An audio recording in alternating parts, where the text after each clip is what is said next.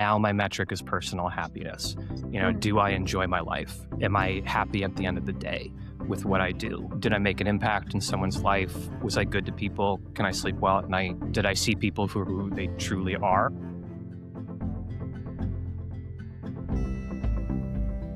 Welcome back to the TrueIcon Podcast. I am so excited for today's guests. I feel that we have very similar mindsets in some ways. In other ways, I'm also very surprised and very interested in learning more. Today, we have Brad. He is someone who spent over the past 2 decades navigating the corporate ladder, from the mailroom to retail jobs to senior software engineer at a Fortune 500 company. All the right things on paper, right? On paper, absolutely. On paper. Then he had the courage to quit. So he's the founder and creative director of Bright Cycle Design Co. He's a community builder, storyteller, musician, and mentor, and someone who's been rewriting what success actually means. So Brad Colacino, welcome to TrueIcon. Thank you so much. That was a very flattering introduction. I really appreciate it. And I'm so excited to talk to you today, Jen. The conversations we've had so far have been just like, I'm excited, right? When I come out of them, I'm very energized. This is great. People who have great ideas. Yeah, let's get started. Let's get to it. I'm beyond excited. And I'll get right to it because I can just talk with you forever. So for people meeting you just now, in your own words, who are you, or what's in your life right now from a very high level? So I gave my intro, but what's your words? So I am a creative director for rent, is how I pitch myself in one sentence. And so I look for companies who are, I call them the awkward teenager companies, right? And what I mean by that is they're at least a few years old. They've had enough experience to do a few things right, but they're wobbly, like me. I was a teenager. I was incredibly awkward. And actually in my 40s, I still am. But the awkward teenager companies, they're off the ground already. They're good at something. They have a good product. What they're missing at this point is probably the connection to the market or some of the things that it takes to actually run a business. So that's what I look for in those companies. And I sit in the seat of either like a fractional CMO, fractional marketing director, fractional creative director, and we achieve success together. So I have a small stable of clients that I have, it's not going to be any more than 5 at any given time. And I really enjoy making the connection for those people to the market. And I'll just kind of launch into something I love to talk about is I didn't invent it. It's out there. You can Google it. The magic formula is Q times A equals E. And if anyone is out there clenching because they hate math, don't worry about it. You can relax. It's okay. Take a breath. Quality times acceptance equals effectiveness. That's what the Q times A equals E is. Quality times acceptance is effectiveness. And that started as a change management formula. If an organization is trying to affect massive change, then number 1, what is the change? Number 2, how are you applying it? How are the people accepting it? And if you do those things well, the change will it's going to happen.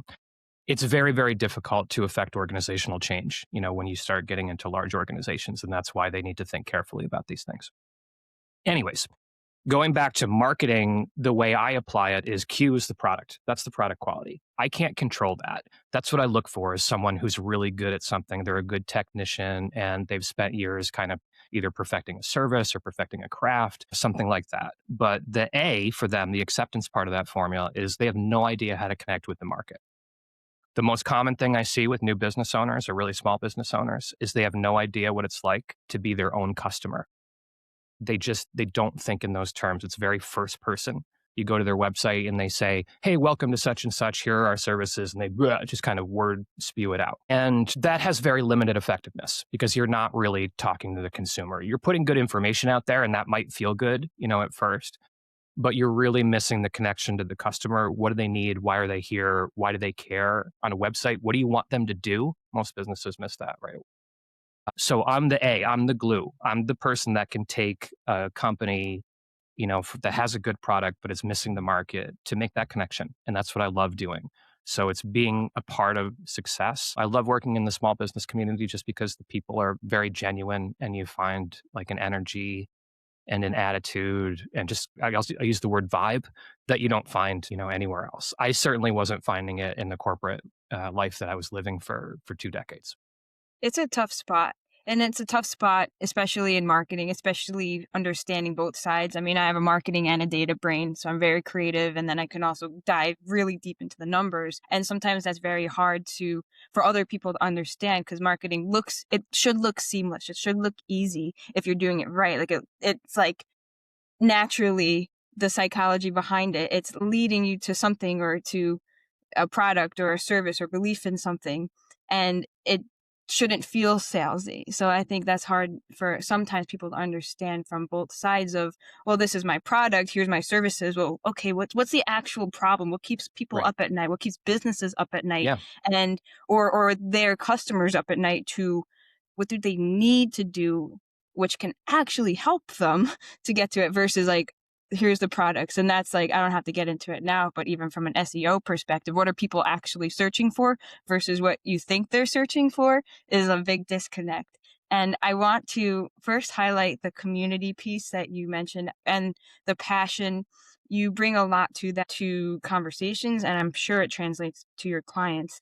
And I want to, in this conversation, we're going to dip a bit into a few key themes, and I'll let you kind of chat into that into a moment. But before we do any of that, maybe there's one thing can be completely unrelated, cannot. Is there something that might either professionally, personally surprise people that who might know or don't know you? I think there's a lot to me that would surprise a lot of people who meet me in different facets of my life. Like you, Jen, there's a lot of different corners of the brain that I use, right? So I think the most surprising thing that people learn about me is that I enjoy sewing and crocheting, as a hobby. I'm a musician. I do a lot of things with my hands, but in the winter, when I'm kind of bored, I like that stuff. If I'm sitting there, and it's the winter and you're doing a Netflix binge for a couple hours, or we're embarrassed to say more. If I have something that I've done at the end of that, I've knitted a baby blanket for a friend or, a little stuffed animal that I can give away or something like that, like I don't feel as unproductive. So that hobby usually surprises people and they go, wait, you have a sewing machine?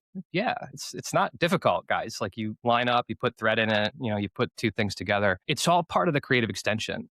Just kind of creating things. I like writing too, but no one's surprised by that. Yeah, that's the most surprising thing. If I had to sum it up in one little thing, people have no idea that I crochet. And I would say I would recommend it for many, many different people. It's a lot easier than you think, and it can be really rewarding.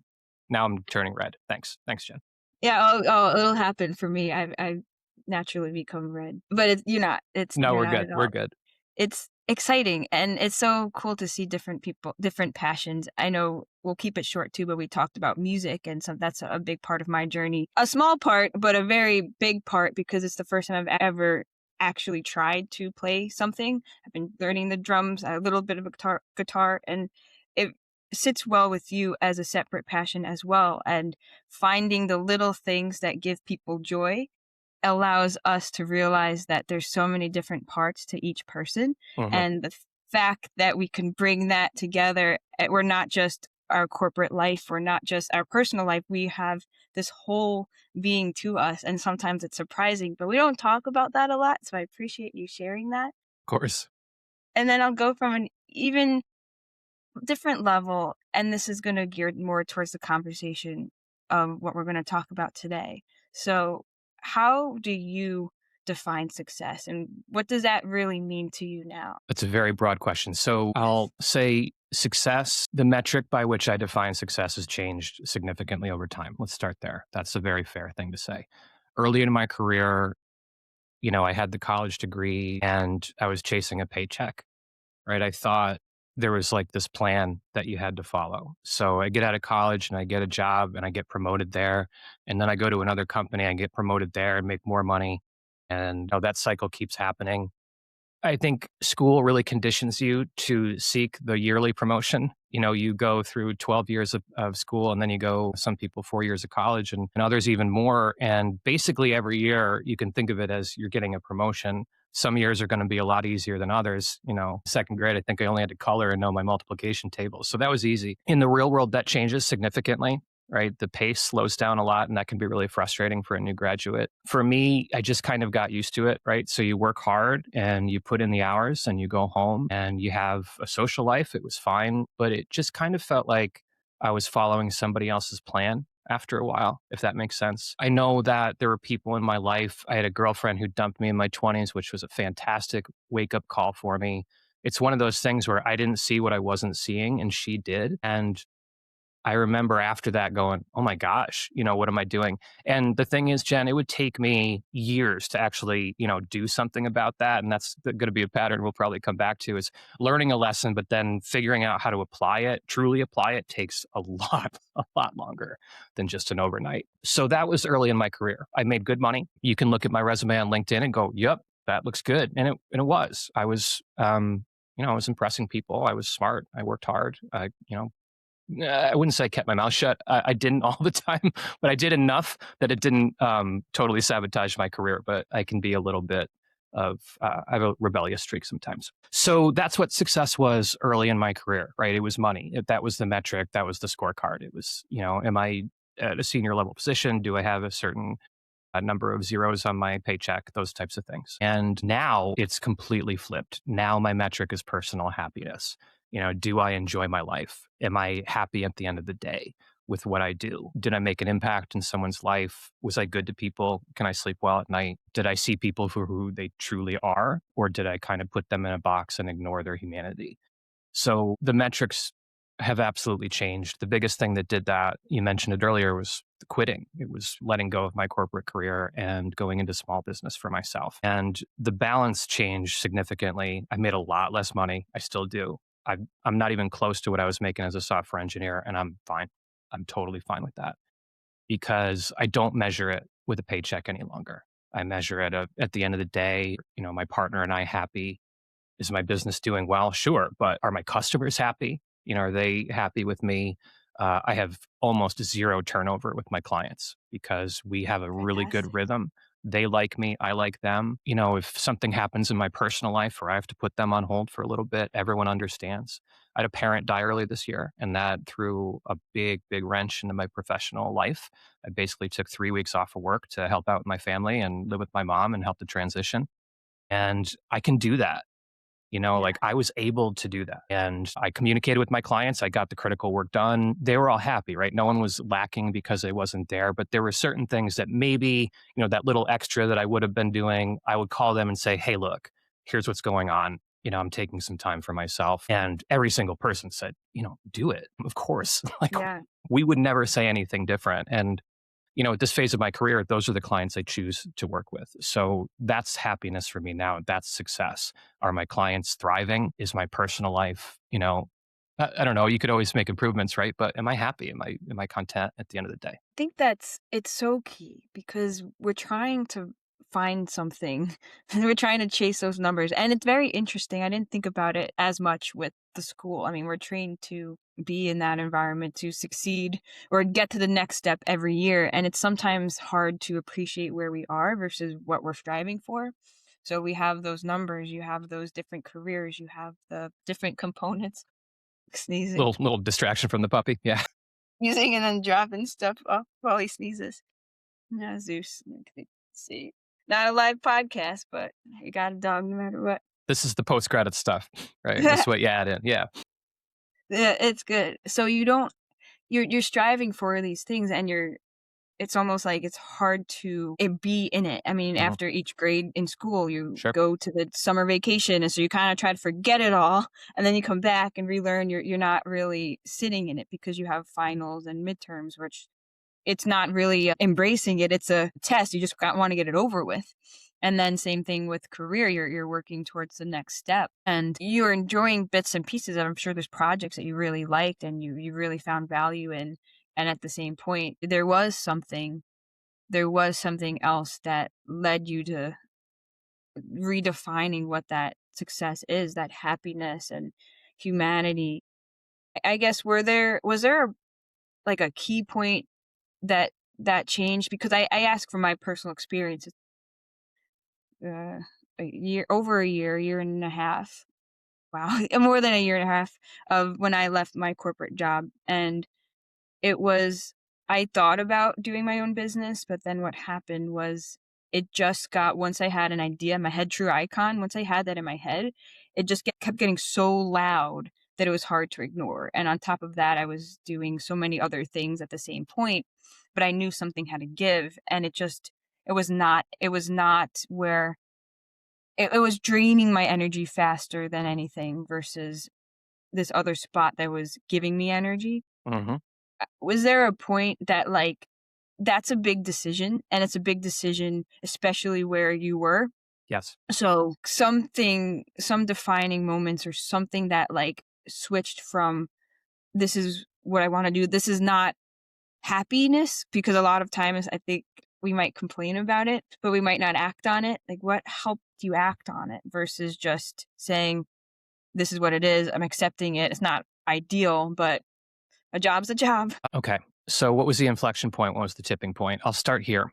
A couple years before I quit, I had a good friend of mine who was doing SEO marketing, and he went on vacation with his wife, who was a French teacher at a local high school.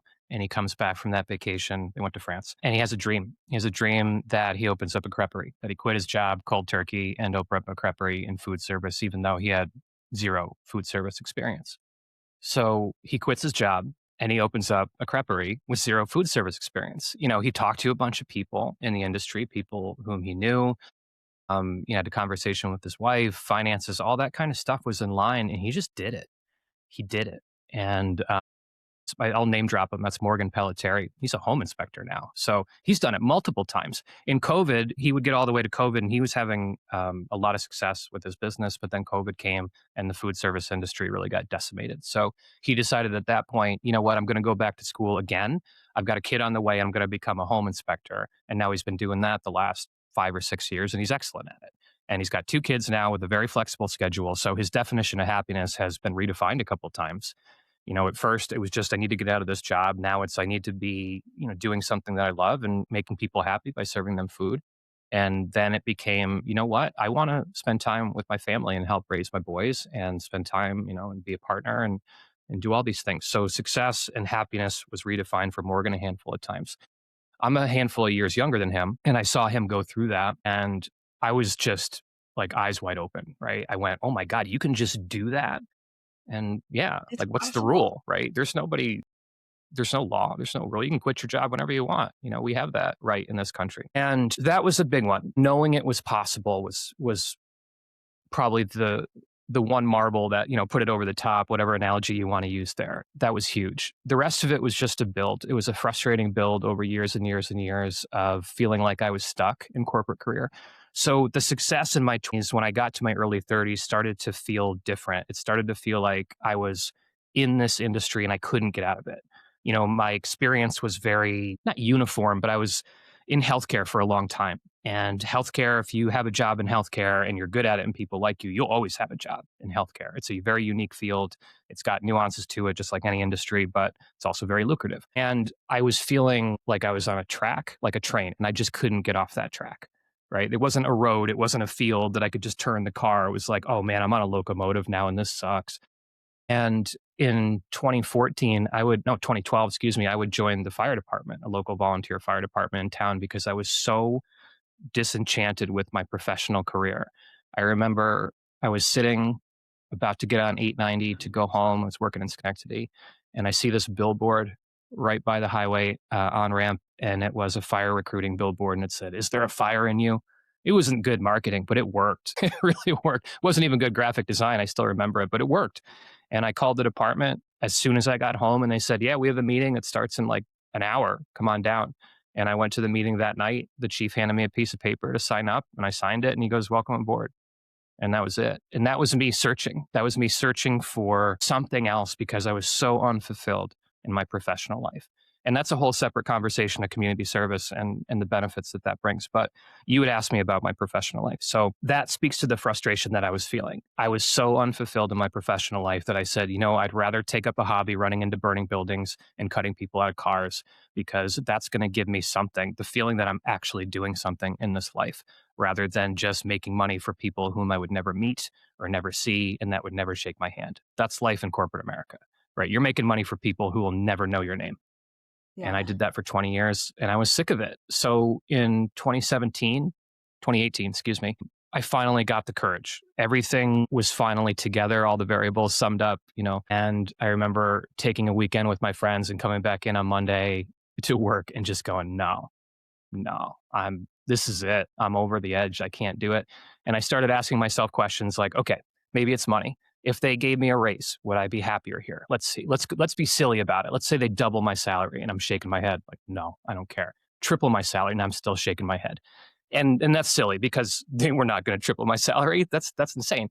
And even if they did, I still would have been this miserable corporate automaton kind of going to work. And boy, and Jen, everything on paper was good in that job. The salary was good. My coworkers were excellent. They're really good people over there. And the benefits were good and the stock options and all those things on paper that you want. And I was miserable. So one day in 2018, I handed in my paperwork and it was really simple. It was like a 3-sentence letter that I handed to my boss. I'm leaving. My last day is 2 weeks from Friday. And that was it. And I walked out the door 2 weeks later after, doing a transition. I didn't go out in a blaze of glory. I wasn't an idiot.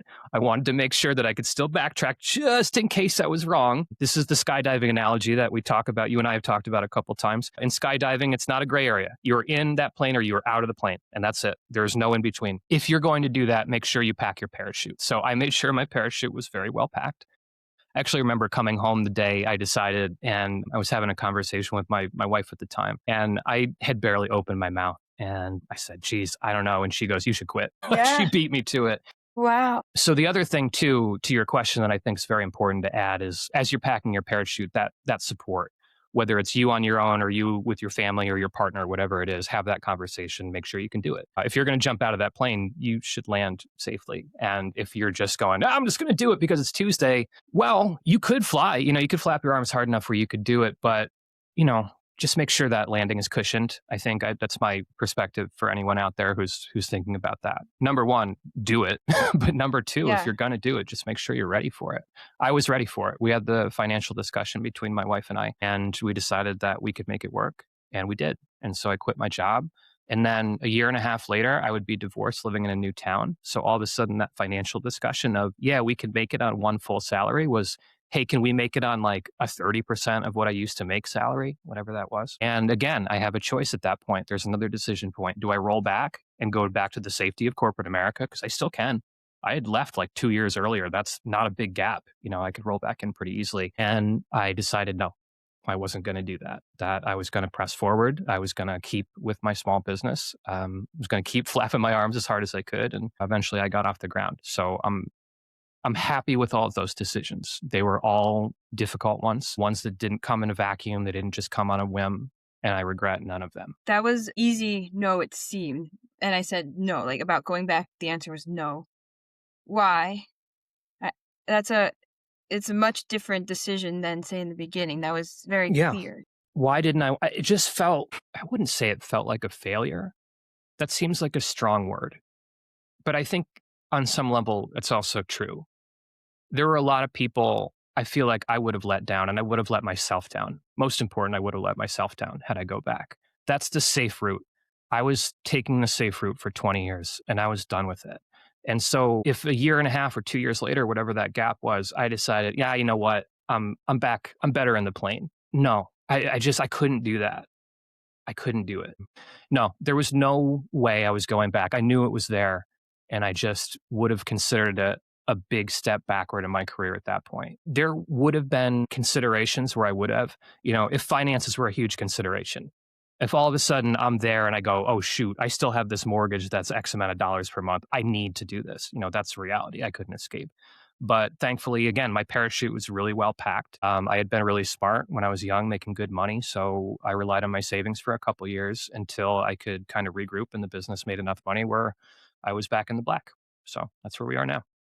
That helps a lot, and honestly helps me real time right now because I don't want to go back. And it's been very game changing because once I've seen it, once I've seen the other side, I choose to live a life of integrity and values. And in some cases, that might work in roles, right? Mhm. And it's not impossible. There's other ones for me now, but I have never been so clear myself in what I want to do in my life. So I might as well try it. And past me set me up in a good way where I have the ability to like be more flexible Hmm. and try things because okay, worst case I fail, but worst case I pivot. I mean, I don't even if I don't do one thing, okay, I could use a different side of my creativity and try Hmm. something else. It's never lost Yep. because it allows so many right now, so many different conversations with people, so many good connections with my clients. And I've dabbled from many different parts with marketing and SEO and websites and creativity and personal training and all of the things and speaking. It's just it's it's all experience. And so I never see things as sometimes people are very strong with the word failure, but you cannot get to that success without those quote failures, if that's the term people do use, because you need to know, you need to have the hard times, you need to have the vulnerability, and all of those things that make the why, the purpose so strong. That's like it's hard to have such a strong why without such a strong reason. Hmm. And that's what I'm really realizing over the past few months, very specifically after I'm really diving into the things that light me up, that give me energy, like these types of conversations. So I appreciate that. And I appreciate the metaphors too. I mean, going skydiving, maybe I told you, I was more afraid of going skydiving. No, I was more afraid of like having corporate difficult conversations as I was skydiving. And I Huh. was scared. I was Yep. scared of skydiving. But I'm like, well, if I could do this, I could do anything. And potentially. At least it like allowed me to take a leap Hmm. and do things I'm afraid of. But if anything, that's the lesson more than am I going to prove it to myself? Like I didn't want to let myself down with other things. I think you said it best. If you let everyone else dictate your life versus living your life, they're not the ones how many years later going to be behind that decision. And you mentioned like regret. I don't regret anything. That I mean, you learn one way or another. You know, you learn whether you like something, whether things work or whether things don't. But you'll never ever know unless you try, unless you at least give it a shot and pair that with values and pair that with the lessons that you mentioned earlier. Sometimes they take a while or a bit of time to put into place Hmm. because I mean, 95% of the thoughts in people's brains are subconscious. So, I mean, that takes a lot, especially after years and years of even from school all the way up of like, this is how you do it. Like, imagine unlearning some things, unlearning ways with relationships, ways with family, ways with this is how things should be. It's all in there. And we don't realize it until it comes out. They're like, oh my gosh, I sound like my mother. I sound like my father. I'm just saying that because, like, you see those commercials too. It's like, you sounding like your parents, whatever commercial it is. And it's, So yeah, progressive, right? yeah. Don't sound like your parents. Absolutely. It's good. And it just comes out. So it's funny how that works. So behind yeah, go ahead. The older I get, the less embarrassed I am to sound like my parents and the more flattered I am, to think that it's funny, how many of the things they told me when I was little, the older you get, you go, oh God, they're right. I got to tell them. Shoot. So I understand. It used to be embarrassing. Now it's flattering. You sound like your mom. Oh, thank you. Thank you. Really, really touched by that. So I think we realize how important that is. I mean, there's so much science too in high school age. I mean, your brain is purposely makes you rebellious in those time frames because it makes you question things. It makes you like your parents, like almost puts you like again, not against them, but like in a very questioning standpoint between your parents, like that separation where say if someone objective says the exact same thing as someone's parents or guardians, then it comes very differently because you're in your brain, it's like pushes you away in that barrier, and that's like science. So like, even for parents listening too, it's not personal all the time. It's just the way that the brains work in that time frame and that heightened sense of like that awareness to peers and like people comparing themselves to each Uh-huh. other. That's very very heightened in that stage. So that on top of that with parents or guardians, that's sometimes you see it the most, but then afterwards, and at least for myself, like as an adult, I look back and I'm like, oh wow, I see things differently now because I see how the values of people in my life, they've lived those. And I see that by how they acted, not just what they said. And they said things, I didn't get it, but you start getting things and then it starts to click. And then that's very valuable and unique. So it's, it's important to at least realize that too. And it's not always personal matter, no matter what it is. And I'm wondering too, I know we talked a lot about professionally, and that's, the podcast, I wanted to highlight your big jump too, because you did have that true resume, like the steps, the next steps, the success. And that is a lot of times what people strive for. And then you also mentioned finding the values. I mean, even with firefighting and volunteering, I guess, how, from maybe more of the personal side, thinking of the less corporate side to where you are now, all of the lessons that you mentioned, like there's things you learned. Are there certain things that sit with you now more from like a community or personal family side of things? When you were talking a second ago, it reminded me of a book I'd read in third grade. And I'm going to paraphrase from that because I'm not going to get the quote right. It's in the other room. And the book is The Phantom Tollbooth by Norton Jester. Have you read that one? Okay. I was 8 when I read it, and I still remember it. And one of the things in that book that resonated really deeply with me was when one of the characters says something like, "There are no wrong roads to anywhere. Every road's the right road to somewhere." And the older I get, the more that makes sense to me. And I think, and again, I'll come back to this, right? A lot of the life you're going to live is in the gray area. There's no clear right or wrong. It's not skydiving. Skydiving's different. There are some decisions you're either in or out and you can't be in between, but most of your life is going to be in that gray area. And as you're choosing the paths, you mentioned you could have done this, you could have gone back, right? There's no wrong answers there. There is no right or wrong. There's just different. It's going to lead you to a different outcome.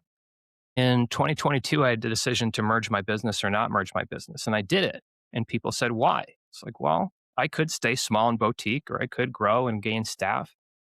I don't think there's a wrong answer here. I'm going to have different experiences each way, right? I'm going to learn things. And, if I stayed small and boutique, I would do this. And if I got big, I would learn this. And I decided to get big. And 2 years later, I'm back on my own. I'm small again. I'm just me, and people say, oh, do you regret doing that? Not a second. Not for 1 second, not for 1 millisecond of any second. And the reason is because that was the road that led me to where I am right now. There was no wrong road. That road went around and I saw some trees and fields and buildings, I don't know, wherever. And now I'm here and I'm so, so grateful for that learning experience. The staff I had, the clients we had, business partner, all of it was good in the end. You take all of that and kind of squeeze out the lessons like juice from an orange, right? Like, what do I get from it? You can choose what to take away, recognizing your own accountability with everything like that. So lessons that you asked me lessons that resonate more now. That's one. And as an 8-year-old Brad going back, I wouldn't have expected that, to be talking about it here in my mid 40s as such a, I don't know, just very strongly resonating quote. And I use that. And I think for people who are at those decision points in their career, it's really important to hear that, no matter if you go left, right, or straight here, it's right. There is no wrong answer there. You're going to arrive at a different outcome no matter which path you take. But, there you are. I can't tell you whether that's better or worse. My degree at college was in economics. And one of the things that economics teaches you is to think very much in terms of trade-offs. Right? When you're making a decision, there are really no purely good or evil decisions. And that's a broad statement, of course.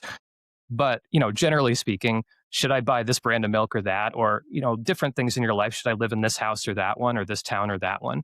There's no right or wrong, but they're going to be trade-offs. My fiance and I are in the housing market now, whether we live in Clifton Park or Albany or Saratoga or whatever, there's no right or wrong. We're going to be paying more here. We're going to have more land there. We're going to have a coffee shop close here.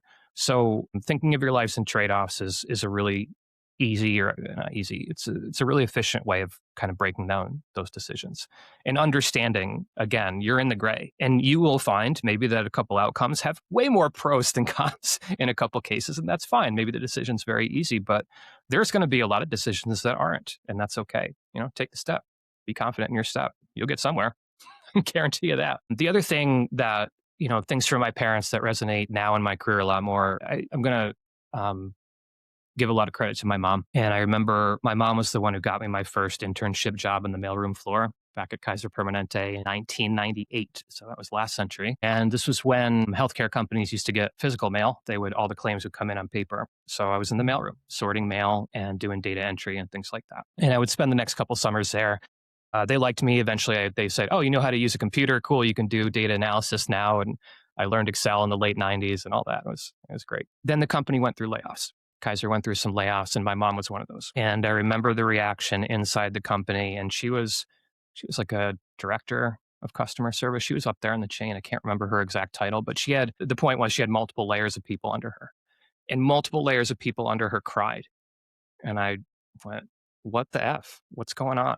Why? It's a job. That's your boss or your boss's boss or your boss is like, what are you doing? It like completely mystified me as a 20 years old. I don't know. I was young, but I knew enough that like this was a job. They pay you and you go home. What's happening here? And years from that, I would actually work with my mom again at a different company, but this time I hid it. Like when I was hiring, we have different last names, so I didn't tell anyone because now I'm 24 and I need to prove myself on my own. So I Yeah. got hired at MVP Healthcare and they said, "Oh, your mom's so and so," and I said, "Yeah." Well, why didn't you tell us? And I said, "Why would I? Like, this is me now. I don't want her giving me a job that reflects badly on me. That's nepotism. Like, I deserve this. This is my resume. This was my experience. That was my interview. I did this, brushing my shoulders off. And I got to see her work again. And it was the same sort of thing, right? People really had a bond with her in a professional environment that I did not understand. And it would take me years to figure out what it was. And the thing she was doing, this is the magic formula, right? This is going to blow people's minds. She cared. She cared about the people under her. She saw them as fully human. She wasn't seeing them as workers or employees or staff or the means to an end. She saw them as people and she cared about them and she talked to them. And we're not talking about, they're going to the weddings and graduations and things like that. Like she wasn't saying, "I love you" at the end of the day and giving these long hugs, right? We're not talking about that. We're talking about the general care from a human to human of just seeing them and saying that's someone's mother or father or son or daughter or brother or sister or whatever they are. And they've had a day and they've had a week and they've had a month and almost none of it. The very, very, very tip of whatever iceberg you're seeing, and there's so much more under the water. And my mom would never say any of this. She didn't say it out loud. She just lived it. My parents were like that. I was very blessed to have 4 parents because of marriage, and people are lucky to have one. I had 4 that were absolutely incredible. So I'm very, very blessed in that sense. And I'm calling out my mom specifically because I got to see the chance to see her work in a professional environment for so long. And that's what it was. She cared. There was a book I read along the way called Leadership and Self-Deception by the Arbinger Institute, which is a very corporate book that's also excellent. And the key components of that book, really, it's about unboxing people, right? It's about bringing humanity into the workplace. Unboxing in this case means seeing them as a full person, not just seeing them as like an actor in your play. And in previous conversations I've had with you, I joke, when I talk about it, I sound like I'm perfect, and I'm just like, "Oh, I see everyone." No, I'm not. I'm not that good at it. I'm in traffic. I'm terrible at it. If a telemarketer calls me, I'm terrible at it. I put those people in boxes immediately and I yell at them, "You're in my way." That's not the right way to go through the world. And in my professional life, I've become a lot better at that. In my personal life, I've become a lot better at that. It's a growth. I'll be underground and still not perfect at it years and years from now, hopefully many, many years from now. But that's really what it comes down to. Seeing the humanity in the people around you and then doing something about it, actually listening to them, saying thank you, expressing appreciation. So I'll call out another one of my parents, my stepdad, who passed earlier this year. And I'm going to tell you a story that I really want to share. Not for his benefit, but for anyone else's benefit who's listening to this. In 2020, he retired. Just before COVID, he retired at 70. Finally, and we're like, "Oh my gosh, would you stop working already?" And his longtime assistant came to the retirement party and she told a story. And now the retirement party wasn't really a roast, but a lot of funny stories over the years and people who had worked with him back here and back here. And Maureen, his longtime assistant, didn't do that. She came up and she told, I can already feel my heart racing. So I'm sorry, I might have to pause myself here, Jen, but she told one of the most touching stories that anyone had heard. And she said, at the end of every day, every single day, when he left, he would come in and he would say, "Thank you." And it sounds so simple. And I don't think there was a dry eye in that entire room when she was telling that story. And I can feel it in myself right now. Hi out there, everyone listening and watching me get teared up. Thanks. This is fun. But it was so powerful. The effect it had on her was so powerful. She was seen and she was heard, and it didn't matter what her position was.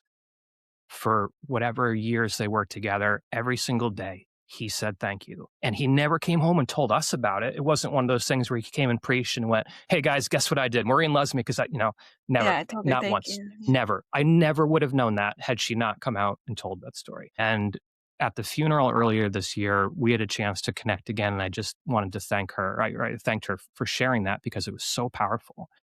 And it's such a great reminder of how to treat the people around you. I'm not saying that you should go tell everyone you love them. They'll think you're weird, but at least tell them thank you and say, I appreciate you, or some form of it. See that person. And don't just say the words, see them, figure out what they just did, and then appreciate that. That's big. And That's that's beautiful.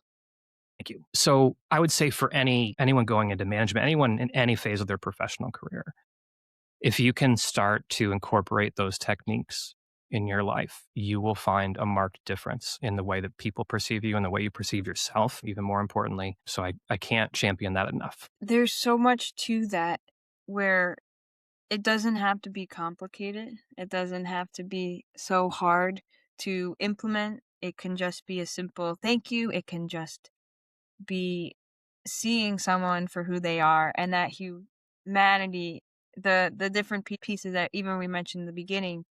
Each person has so many parts to them, and they go to work or anywhere, but for work specifically, I'll mention here, they go, say, for an income to help Hmm. their family, because then families are valued because they value other things. They value the community, they value the service. Maybe they are doing their own type of service. That maybe it is volunteer firefighting, maybe it's something different where there's an external piece, an external purpose. And that goes a very long way. And I've learned that myself. I mean, that's the whole reason I try to highlight other people's stories, is because there's so much depth if we listen. If we listen, and if we are not trying to prove anything.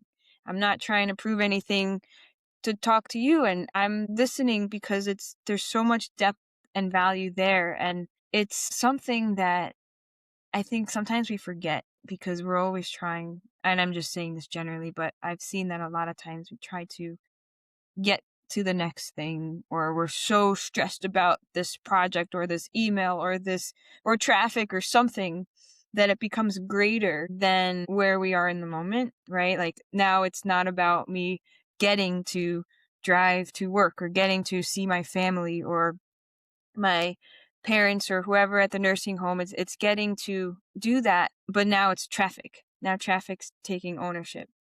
But then sometimes it's those little moments that we might need, that little moments of reminder of, I believe in you, or I see you, I see your efforts, I see what you did. Thank you. Or even just thank you for bringing yourself, right? A Hmm. lot of times we highlight that. And after this week in particular, yesterday, last night, whenever this is going out, but we had a big event, like a kucha. I don't have to get too much into it, but 7 speakers had each individual stories, and it's one of my favorite events of all times because we highlight the true story, the raw story, not just the story that we want everyone else to know, that we want to perform, that we want to say, look at me. It's about something beautiful where so far each time it is that community feeling of that person has completely different experience than me, and so on for every different speaker, and then there's more types of different surprises along the way. And those are the cool parts to me because those are the parts that we live life. Like I want to live life, and I want to live it in a way that other people can also live their life, not just looking, then I'm doing the part to live life. Like I'm not just looking the part. Like I want to experience the world. And there's moments and stresses and jobs, and there's things we got to do to be able to support ourselves, our families. But at the same time, even in those moments of toughness, even in those moments of wherever we are, those little words go a very, very long way. So I really thank you for sharing that. And I bet a bit of that is in some your why for your projects that you're working on. Yes, the short answer is yes. I think the through line really is humanity, the way you said it. When I describe myself when we first started going, Q times A equals E, being the A in that formula is the humanity. It's the connection with the customers. And so the further I step back, sometimes when I look at my own career, those are the through lines that come through. I'm writing a book right now too, and you mentioned, the lessons that come from your parents. One of the things in this book is I'm talking about those conversations and those moments. And when you start writing them down and the accumulation of all those stories starts to become more tangible, you realize what a mountain of advice and perspective they've really given you. Not just my parents too, but there's so many other people who've had a positive impact in my life. I've been very blessed to have several really, really good bosses, and not everyone has that experience. I've had three. Some people Yeah. have one or zero, right? I had three. It's JC, Bethany, and Keith. And I'll name drop them, yeah, because they're amazing people, and I still keep in touch with them. Um, they were all like older siblings to me in a way. So when I go and I talk about, being seen, I always felt seen with them and felt heard. And there were times I was a lot more hot-headed earlier in my career, and there would be times I'd just be exploding. And they had a way of talking to me. They wouldn't say, "Hey, it's okay to do that," and just be a jerk in front of everyone at the office. That's not the message. But it was more like they didn't just see the action, they were trying to figure out the motivations behind it. So they were like, "Hey, let's take a walk. What's going on? Something going on? Because you're a little out of it today." Yeah. That approach to me really stuck too, because I kind of expected just to get yelled at in those moments. And Right. when someone comes at you with the kind of human side first, it catches you a little off guard, and it worked. So I try the same thing now. You don't just meet the behavior head on. You go, "Hey, what's up? You gotta, are you the elephant or the lion with the, thorn in your foot or whatever it is? What's going on? You're not usually like this." So that model to them seeing me as that kind of younger sibling, I took that, into my own world when I manage people too, is you just try to see beyond those initial behaviors, and you really just try to see more of the person.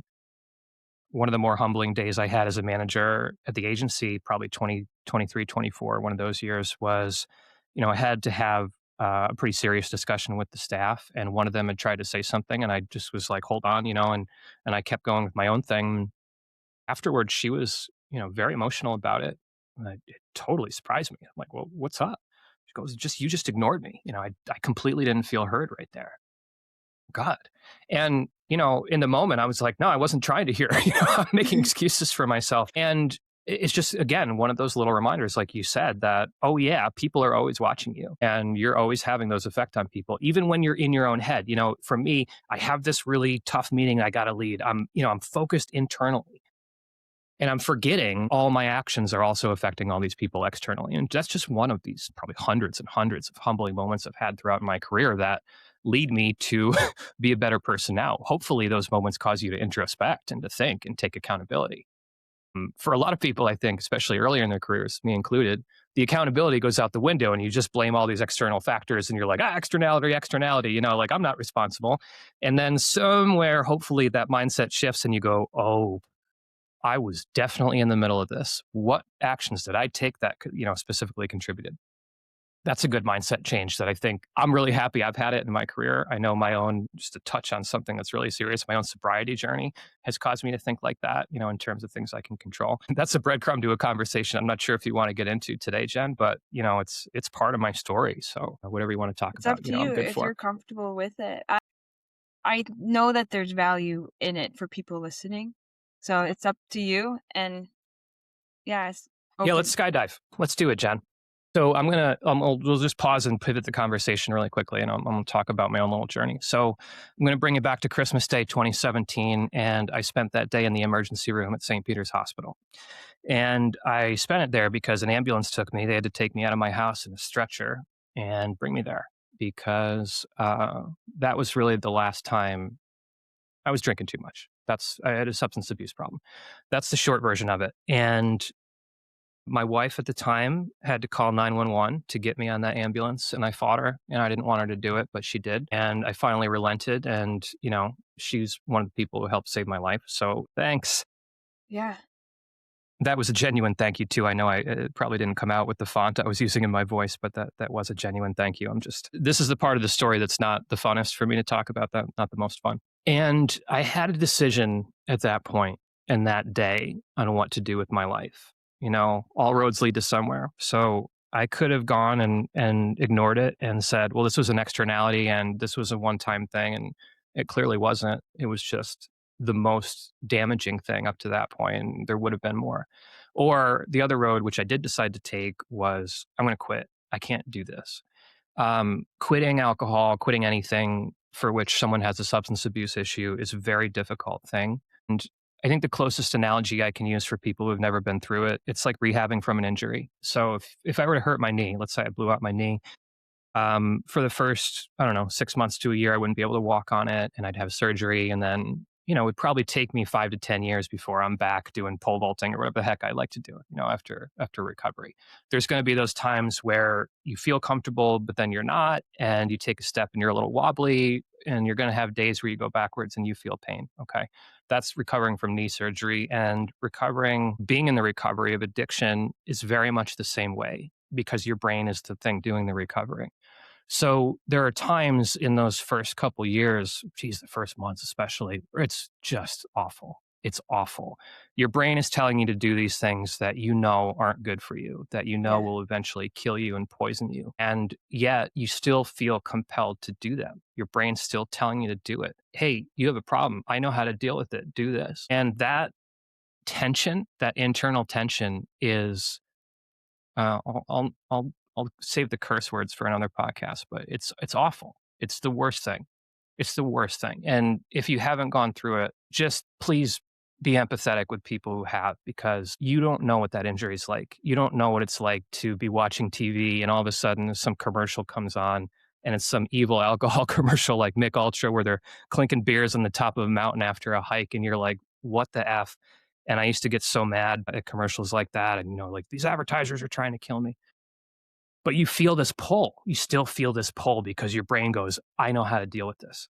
I got it. Don't worry. But that's not it. And consciously, you know this, but you feel this subconscious pull. And that's really difficult to deal with. I don't know how to put it into words any better than that.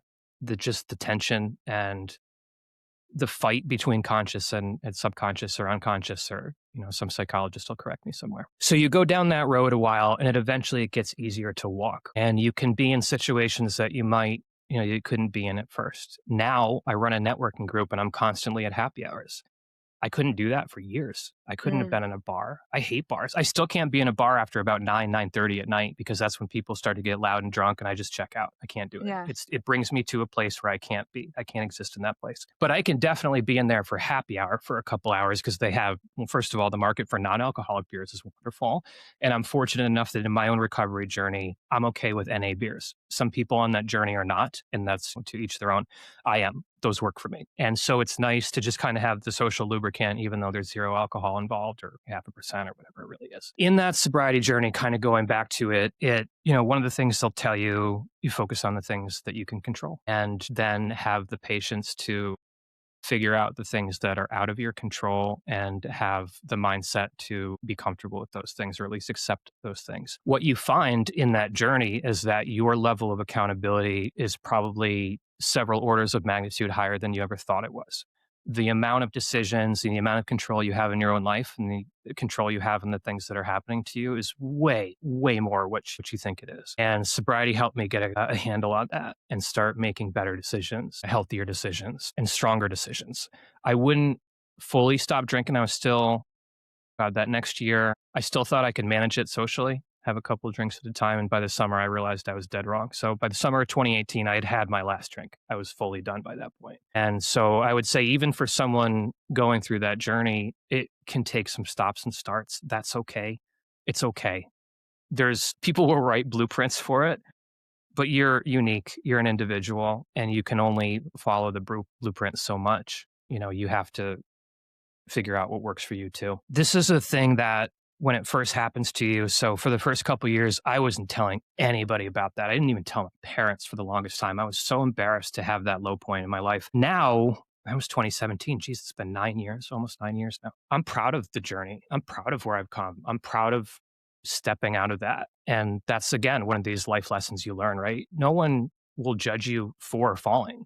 People will judge you and evaluate you for how you take the step back. Right? How do you react to those negative consequences, negative situations? COVID happened to everybody, right? But people chose to deal with it in different ways. How do you choose to deal with those things? You have that choice. You have that control. And for me, the sobriety journey was what helped me to that realization. Okay, that's my own personal story. Hopefully, if you're listening out there, you don't have to go through that to arrive at this point. But honestly, the lessons that stick with you in life are the ones you have to learn yourself the hard way, right? The painful ones, the ones where you've hurt yourself or you've negatively affected other people. Those are going to stick.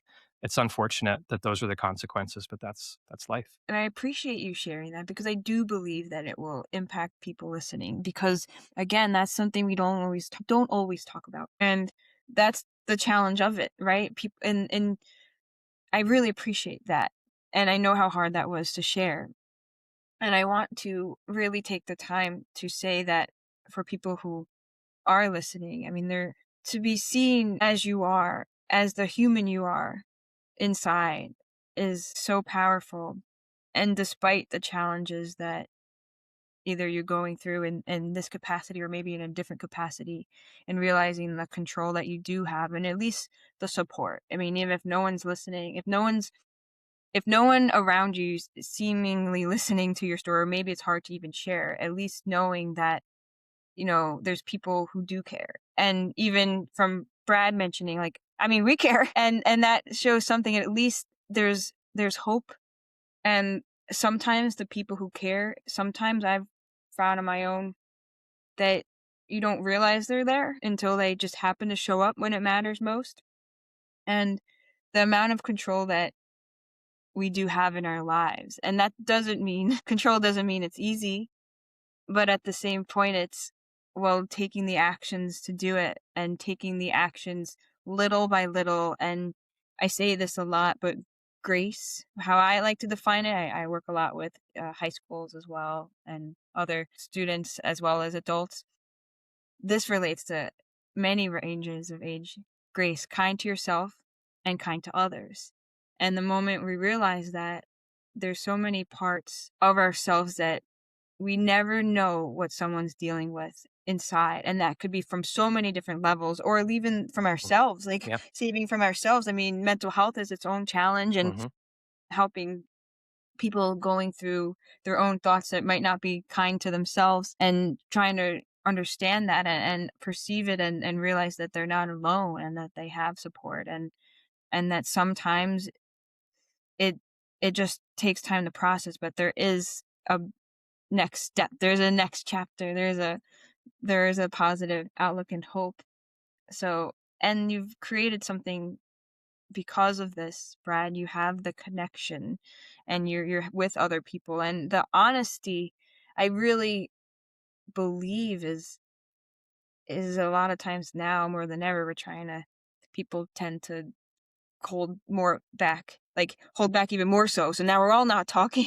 So now we're all just going through really hard challenges and we're not talking about it because we're trying to blame everything else or blame something or whatever because we're in pain or we're lonely. I mean, it's the highest amounts of loneliness now, and that could be its own challenge and source for different things. So how can we realize that if we're all lonely individually or not, if a lot of us tend to be, then how can we at least be lonely together and then realize that maybe that's not loneliness anymore because we have more support and connection than we Hmm. thought.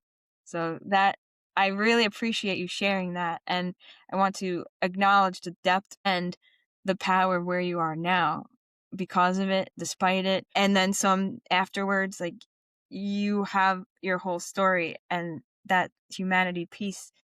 It also takes little by little different people along the way or different scenarios, I'm sure, or even yourself proving it to yourself to keep doing it. So I appreciate that so much.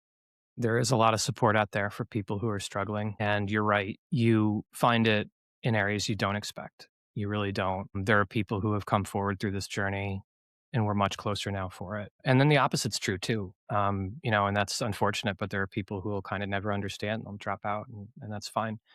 Um, People who need to keep you in those unhealthy states aren't the people who truly care about you. And I want Um, to go high level for a moment because I'm not, I, I've had some health challenges myself, like stuff with my esophagus where it is not good for me to drink or even do a lot of things like mhm. certain food I can't have, like even like things like black pepper, which is everywhere. And that's a different scenario, but I've seen how there's a Hmm. lot of pressure even for socialization. I lost friends because of it. It's like Hmm. it's so inconvenient. And like, I'm sorry, this is inconvenient to be in the situations, but you know what? It's not about. It's about owning my own values, and it goes back to that of if I can live a life that's has that integrity and maybe a little bit more of my interests, and I'm doing things for the right reasons, I have the genuine approach, then if things fall, things fall. If other, things come back around. I was talking to someone I had this week. I had 3 of my closest friends reach out to me from high school, middle school, college. Yeah, literally. And it just came to be. When things come to be, when it's the right time, quote, it sometimes just works. And then, but if you force it, it doesn't work. So Hmm. you have to let go and actually let go, and then things come around. And let go, I mean, like, let go of what the expectations of what it should be, like letting go of any narrative that doesn't resonate with yourself, past Right. versions of yourself, Yeah. like things that don't need to be there anymore. I don't need to hold on to it anymore. Stop being the person that you think people need you to be, right? That was hard for me. Took me 40 years before I finally was like very comfortable showing my fully authentic self. That's a long journey. You seem to have gotten there a lot quicker than I did, but yeah. Can I you set us up really nicely for a segue, and I want to talk a little bit about kind of those support groups and really networking, because we just talked about people who support you, people who don't. And I think the piece that's missing, and it might be helpful for listeners, is how do I find those groups? If I don't have those people in my life, what do I do? How do I find them? And this will be a much more positive conversation. I'm looking forward to not feeling, ugh, I was shaking when I was telling that story before. I'm good. Let's move on. I can make the salient point really quickly. Very good. Get out there and talk to people. That's the salient point here. For me, I'm naturally introverted, and this is very difficult for me to do. And now I run a networking group. Networking at Night is the name of it, and I love it. I love it. The people that come are overwhelmingly some of the most amazing people I've met, especially since living in Saratoga the last 6 years. There are tons of opportunities to go out there and look for them. That's my perspective. That's my advice for anyone that's listening right now. And I remember the first time I came to Saratoga and went to a networking event, I was mentally all of a sudden back in 6th grade. It was the first day of school, new middle school. I got my lunch tray. I have no idea where to sit. I was so overwhelmed. And I've been to them now. Now I've been going to them for a half decade and they feel more natural. If you're someone who's out there and you are just shaking in your shoes because networking is awful and scary and intimidating, go.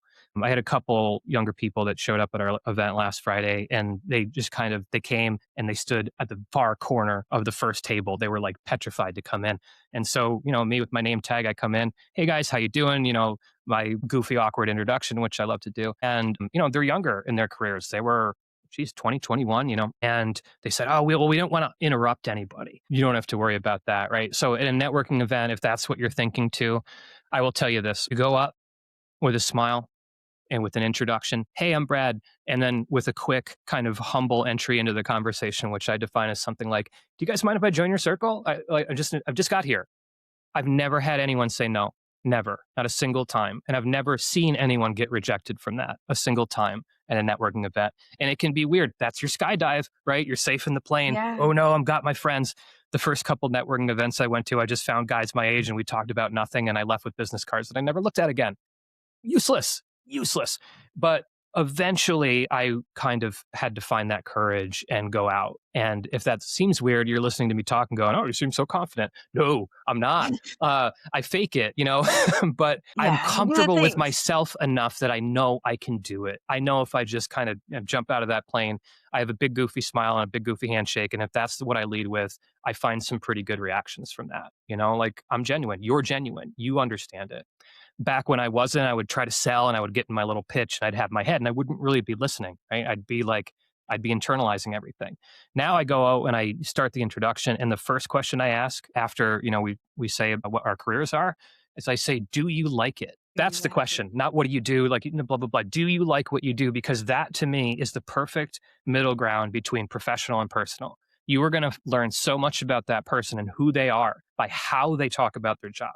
The details of their job, I'm probably going to fall asleep. My partner, Amanda, my fiance, she's a lawyer. oh my gosh, I can't follow 3 words of what she says, but I listen all the time. And by listening to her, I'm hearing how she is doing, what she is feeling, how she feels about her coworkers, how she feels about her career, all of those things. So even if the details will slip by of these little legal intricacies, that doesn't matter. But I'll know, oh, you know what? She's really getting along with her supervisor now, or whatever. Same thing in networking. Okay. If I'm talking to you and you say, I'm an accountant, I say, do you like what you do? And they go, yeah, you know what I do? I found that I really like organizing people's books and I had no idea I like that. This just happened to me recently. Wow. And that's cool. That's fun. Like, well, tell me about that. Why? You know what I mean? I hate accounting. So tell me why you like it. You know what I mean? What drives you? And then you get so quickly to what you and I both love is the authenticity part of it. Okay. Networking is get to know you. The goal is building trust. Get to know you, get to like you, get to trust you. When we trust each other, we can do business. But the trust, all of a sudden, you've also made a friend. You've also made a colleague in the community. And now you can build that support network. So if you're wondering how you do that, in the old days, it used to be, as adults, you make friends with people that you work with or your kids play together. But if you're like me and you work from home, I don't have kids yet. We are expecting, but not yet. So right now, it's just me. I have to go out to coffee shops, networking events, and there's a lot of people in my shoes right now. That's what you do. That's the technique to get out of it. Go find people, go to those events, and just start with a goofy smile and a handshake and say hi. That's so hard for people, and Yeah. I think I did Yes, that it in is. college. It's because it feels stuffy, because a lot of times people are performing, they're trying to Mhm. do the thing, because they're also uncomfortable. Like, I just gotta say what I do, and then just finding I love that question. Do you like what you do? It's a good one. It hits, Steal because it. that's, like, Use it. Oh, I love unexpected. it. Yeah. Yeah. Okay, and I also love your systematic brain, because sometimes I have the logic, but the system part is challenging for me. So I do things logically, but then a high level system, like for example, tangibly, writing an essay in school was always hard for me, because I'd have so many ideas and I'd have a lot of things what I would say, but structuring that was hard. So I'd be writing the one paragraph because I'd had that topic and then a different one. And then for structure, it was so hard for me to put it into that structure. So I guess, is there anything that, whether it is for people either living their life or taking to it from a professional level, or even if they're thinking about working on a big project, changing a job, changing something, like, I know this is kind of broad, but what are there any systems per se, or maybe it's what we mentioned earlier, or any structure maybe that can help someone like who might just need to take action on a next step, where it's like they want to do the things but like they're having a hard time executing, or they're trying to do things authentically but having a hard time because it's like like just doing the action, you know what I mean? A couple things. Well, it's a long answer, so I'll try to cut myself Yeah. short and be efficient here. Number one, it helps to think of things going in continuous cycles, not just a single action or run through. So back when I was doing quality assurance, one of the things I learned was the plan, do, check, act cycle. PDCA, plan, do, check, act. And this is what I preach in marketing too, because we have to. We build a funnel, we build SEO, whatever it is. We get back to here. So we plan the thing, we do the thing, we check the thing, and then we act on the thing. All 4 of those need to happen. Companies, generally speaking, and even people, they'll get into plan, do, and then they just kind of keep doing. Or even worse, they just do. And that's what we call the do loop. And when I talk to people, I get to make a poop joke right in front of professionals, and we all get a good laugh. But getting in the do loop, right? You're just doing and doing. You're never checking the results. You're never acting on the results. Years and years ago, I worked for a company where after every project, we'd do a lessons learned document, but then they would just sit in a folder. And when a new project came on, no one would ever look at the lessons learned. So they were Yeah. plan, do, check, plan, do, check, plan, do, check, and they never acted. And they never, they kind of wondered why they were never getting better.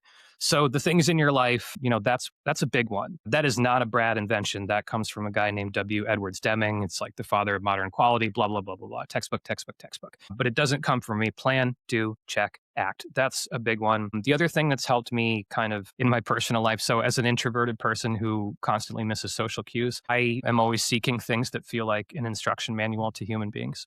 One of the things that does that for me is the DISC, Mhm. DISC, which is like a behavioral assessment type of way to break people down.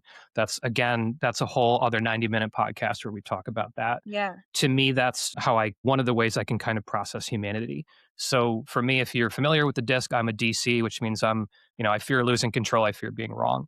That's the simple version of it. And so that's my thing, though. Those will drive some of my actions and fears and behaviors and things like that. It's not the only things I care about in any given moment, but generally you can think of those as primary drivers.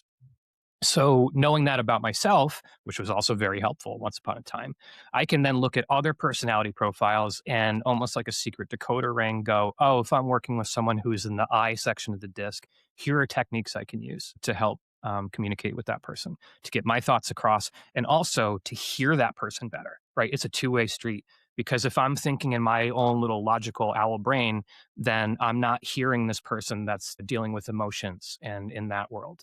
And in marketing, I need to be talking to all of those people. All right. I think this is tangible. And I'm gonna try to give an example. I'm Yeah. like just thinking of it now. So plan or both. So I'll just use this podcast, I guess, an example. So plan, do, check, act. So when I was planning this, I mean, I had the idea about a year and a half ago, and I want to keep it as relatable to others, but also like I was very busy. I was doing my MBA in school at the time too, so I had this idea, it was really strong. I'm like, "I'm gonna do this," and then I'm like, "I don't actually have the time for this. Like, I wanna do it, I wanna do it right." So, but I did make a document, like a Google Doc of the theme, the idea, the guests I wanted, the all of that. So I'm like, at least I could plan it.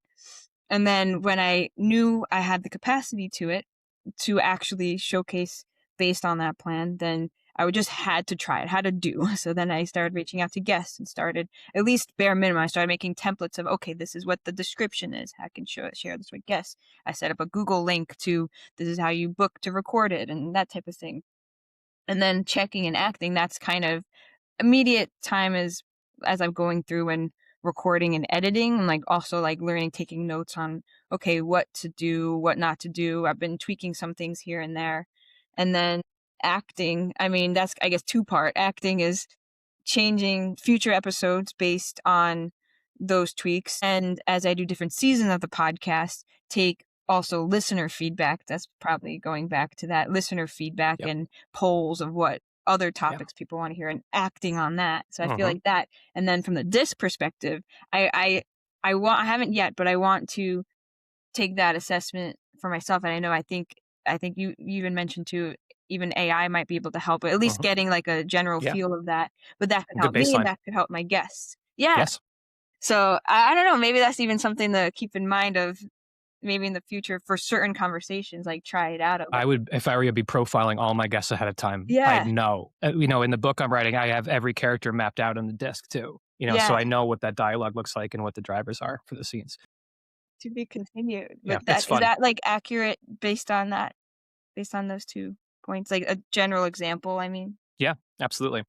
Cool. Absolutely. The structure of PDCA, what I like, and you've heard a couple things now today, is those formulas that seem intuitive. You hear them and they just make sense. And you go, yeah, like it's been in front of me the whole time, like it's this nebulous cloud, and now it's just being defined. I love that. Right. And that sticks. Q times A equals Z, that sticks. Quality, acceptance, effectiveness. Yeah, of course. Right. It's logic. It's right there. Plan, do, check, act. Of course. Yeah. You just picture it like a literal circle. So I like those things when you hear them.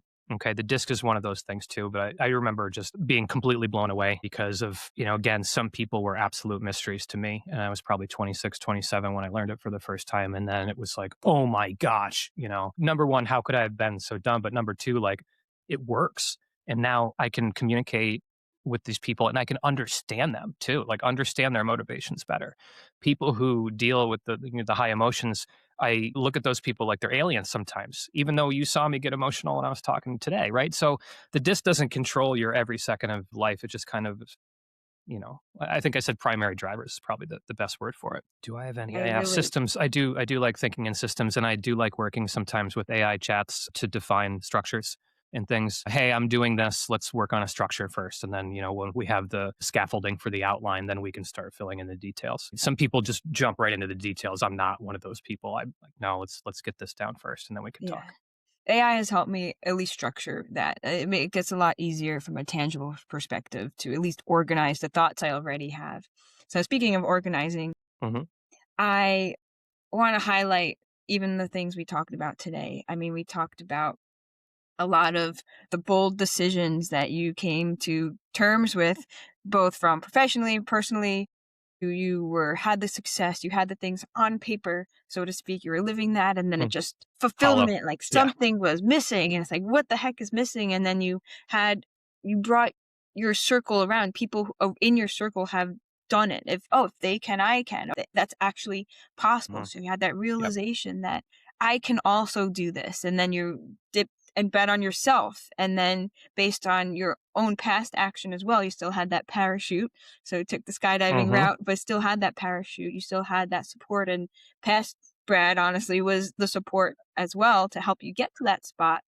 And then unpacking that and all the feelings and all the things too, and then realizing that um, a lot of the values come with that, and the values with the community and service in the community, and realizing that we're just one person of many in this environment of this humanity where we all have our own strengths, our own differences and uniqueness and challenges that maybe are known and maybe are not known. So we talk a lot about that, about your personal journey and finding that, and really understanding the lessons, the hard lessons that help us to be where we are, as well as how can we get it to a systematic approach. I really love talking with you, and I know that there's so many pieces of your world, so I appreciate you sharing this so much with me and with our listeners, because I think from many different walks of life, there's could be at least one thing, but at bare minimum, one thing that people can take forward, whether it's the belief in themselves, whether it's they have a lot more autonomy than they think, that financial freedom is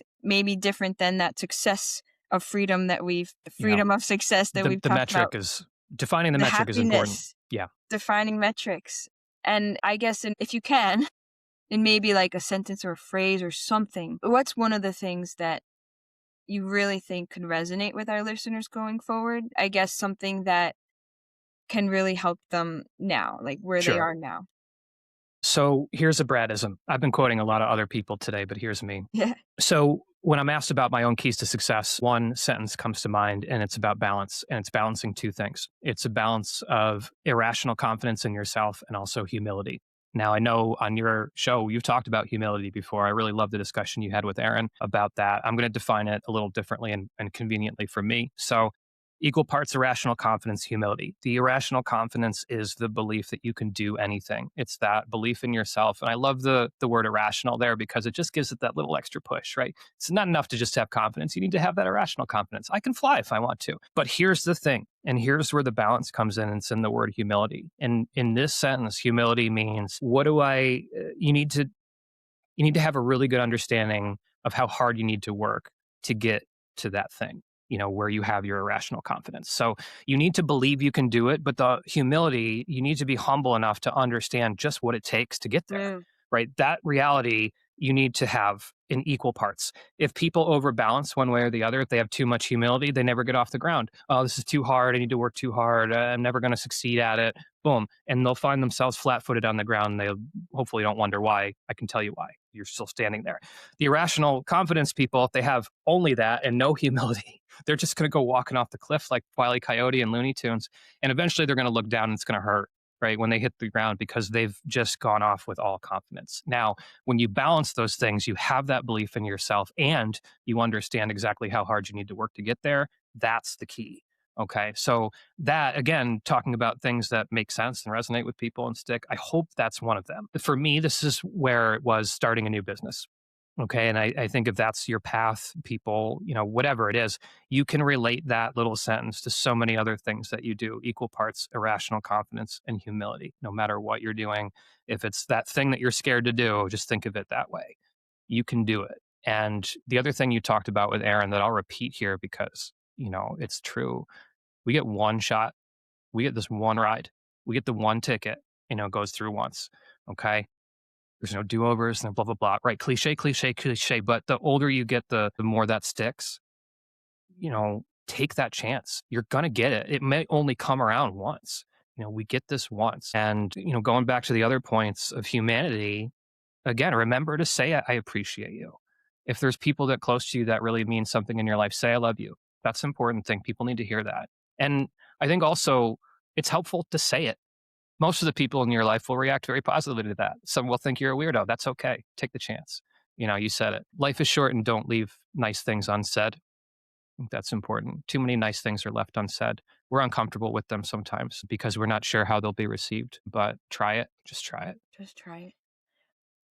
The other thing I want to leave is for your younger listeners who might just be graduating with a marketing degree too, because the landscape right now, the job market is really, really A bit difficult tough. for those people. Yeah. Really difficult. And AI is a huge factor. The perspective I'm going to give you here, the advice is don't wait for people to tell you what to do. And what I mean by that in very specific, actionable terms is, so for me as a graphic designer, marketer, in between my corporate life and my starting a business, I created fake companies. I created assets for things that didn't exist. So I would create a fake restaurant and I would do the menu and the website and the logo and all that. And then I would create a fake company and I would do the branding and I would create a fake politician and I would make the brochures and all that kind of stuff. So that when it came time for me to get that job or get that client, whatever it was going to be, I had something to show them. And a lot of younger people, they're waiting for someone to give them that assignment. They're like, oh, well, just, if someone asks me to do a assessment for a job or something like that, I'll do it then. Don't wait. Stop waiting. Do those things that are commercially viable now. And I'm not talking about those illustrations that you think will look good in a video game because no one pays for that stuff, especially the guys. Guys love doing that stuff. And I'm gender, speaking about genders now, which I hate to do, but in my hiring experience, I saw a lot of that. And what I wanted to say was like, do things that I would pay you for. I love that people are passionate about their creative projects. I really do. Don't ever put your creative projects on a shelf, but understand that in commercial marketing and commercial graphic design, those things aren't going to be valuable. What's valuable is connecting with customers. How do I get a customer to understand that a product is right for them? And younger graphic designers and younger marketers, they're missing that right now. And they want to get a job doing that, but they don't have the experience to show how it's done. So if you are one of those people and you're looking to get one of those jobs, just start doing it. Start doing it yourself. Stop waiting for the assignment. Have that portfolio. And so when someone asks you for that portfolio, you don't go, hang on. You can just send them a link and you go, bam, here's what it is. It's broken down into categories. That's what we're looking for as a hiring manager. We want that motivation. We want that person that's already self-started. That goes back to the beginning too of understanding like the problem of what people need versus the solution. And that's very much, well, what is the companies you're looking for? What are they doing? What do they need in you? So what problem can you solve for them? And yes, it's helpful to have the graphics and that experience to practice on things you love. And what do they need? Okay, maybe they need a website, they need a whatever. And then translating that in across the board, like to many different layers professionally and personally. So Brad, this has been a treat to talk with you. And you have so many things to say. I appreciate your journey and you're sharing your knowledge and the many layers of Brad. I want to say thank you and I appreciate you and your story. And with that, stay true and boldly grow. Can I ask you one question before we sign off, Jen? Is that okay? Yeah. I would love at some point to turn the tables because I think you would be a wonderful guest on this show. And if you would like to do that, I'm calling shotgun dibs. Can I be the person that interviews you if you decide to do that? That's my question for you. Don't have to answer me right now, but I would love that opportunity someday. Yeah. Yes. Here, I'm going to click stop record. No problem.